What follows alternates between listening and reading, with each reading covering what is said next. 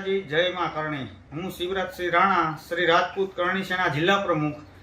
અમે જે અમારા સમાજનું બોર્ડિંગ ખાતે કાર્યાલય ખોલવામાં આવેલ હતું ભાજપ દ્વારા, તે બાપુ સાહેબની પોતાની મિલકત હતી રાજપર દાદાની। એમની અજાણમાં જે તે વ્યક્તિઓએ આ પરમિશન આપીને કાર્યાલય આપ્યું હતું ભાડે, એ બાપુને અમે કીધેલ, ત્યારબાદ એમને જાણ થયેલ।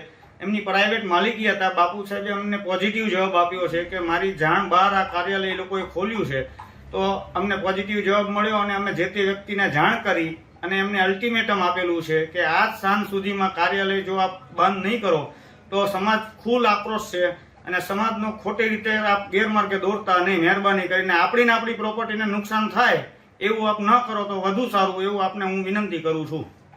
અમે આ લોકોને અલ્ટિમેટમ બહુ ટાઈમ પહેલા આપેલું હતું કે ભાઈ સમાજ આજ આ લડતમાં નીકળ્યો છે અને સમાજની જ પ્રોપર્ટીનો જ્યારે ભાજપ કાર્યાલય તરીકે ઉપયોગ થતો હોય તો એ વ્યાજબી નથી।